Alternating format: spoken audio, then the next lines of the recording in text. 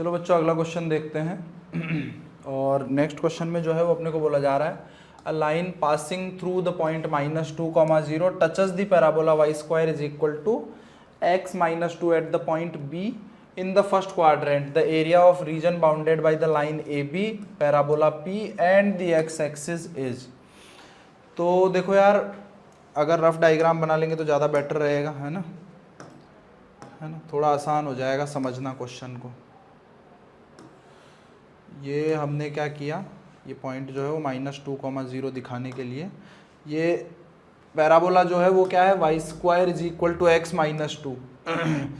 तो अगर मैं बात करूं कि वर्टेक्स कहाँ होगा तो वो 2, 0 पे होगा, ये रहा 2, 0 और -2, 0 से वो पास कर रहा है। ये क्या हो रहा है भाई, ये इतना बड़ा बड़ा कैसे आ गया? चलिए कोई बात नहीं, ये यहाँ पे -2, 0, ये 2, 0, ये -2, 0, यहाँ से ये पास कर रहा है। ये लाइन हम ड्रॉ कर देते हैं, ये हमने लाइन ड्रॉ कर दी। ये लेट्स से ऐसे टच करके जा रहा है फर्स्ट क्वाड्रेंट के अंदर, यहाँ पे इस ये कहीं ना कहीं जो है बी पॉइंट मान लेता हूँ मैं, चलो, है ना, ठीक है। तो देखो यार, सबसे पहले बात तो कि भाई बी पॉइंट फाइंड करना है, बट बी पॉइंट से ज़्यादा इंपॉर्टेंट है कि ये लाइन की स्लोप फाइंड करनी है ना। तो स्लोप फाइंड करने के लिए हमने क्या किया कि भाई अगर मेरे पास में पैराबोला है y square is equal to x -2 और -2, 0 से लाइन पास कर रही है। अगर मैं ऐसे ही इस लाइन की m स्लोप की टेंजेंट की इक्वेशन लिखता हूँ तो y is equal to mx plus a/m। a कितना है यहाँ पे अपना 1/4m।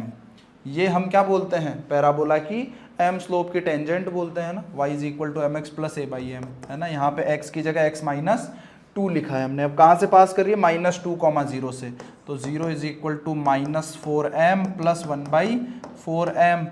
तो यहाँ से 4m का whole square is equal to 1, तो यहाँ से m जो है वो आ गई 1/4। वैसे -1/4 भी आएगी, बट वो ये वाली टेंजेंट की स्लोप होगी, बट हमें उससे कोई मतलब ही नहीं है, तो इसलिए हमने क्या रखा, सिर्फ 1/4 वाली टेंजेंट रखी। तो सबसे पहले तो ये हमें पता चल गया कि इसकी स्लोप जो है वो कितनी है, 1/4। अब स्लोप पता है तो ये वाला पॉइंट भी हमें पता होता है, a/m स्क्वायर, 2a/m, ये वाला पॉइंट भी हमें पता है। अब x कोऑर्डिनेट a/m स्क्वायर नहीं होगा, a/m स्क्वायर प्लस 2 हो जाएगा, सही बात है। और y कोऑर्डिनेट तो एज इट इज ही रहेगा, 2a/m। तो इसको फाइंड कर लिया, इस पॉइंट को फाइंड कर लिया, ये इस पॉइंट को a/m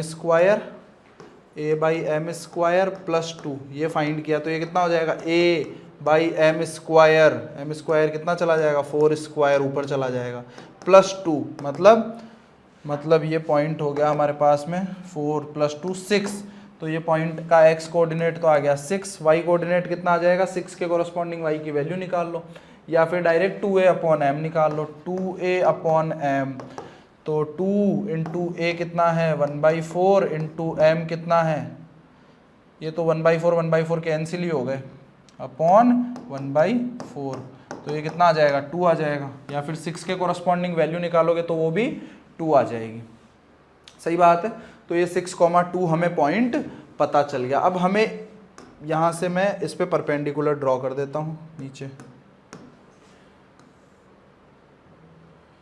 हमें बेसिकली इस वाले ट्राइंगल का एरिया पूछा हुआ है, सॉरी ट्राइंगल बोल दिया मैंने, इस वाले रीजन का एरिया पूछा हुआ है, ए बी और ये पैराबोला का वर्टेक्स, लेट्स से इसको मैं ओ बोल देता हूँ। तो ए बी और ओ के साथ में इस वाले रीजन का एरिया पूछा हुआ है। तो हमने क्या है, दिमाग लगाया, थोड़ा सा दिमाग क्या लगाया कि ए बी सी ट्राइंगल का area, A B C triangle का एरिया कितना होगा भाई, ए बी सी ट्राइंगल का एरिया हो जाएगा हाफ बेस कितना होगा, बेस हो जाएगा 6 और ये 2, 8 इंटू हाइट कितनी हो जाएगी भाई, 2।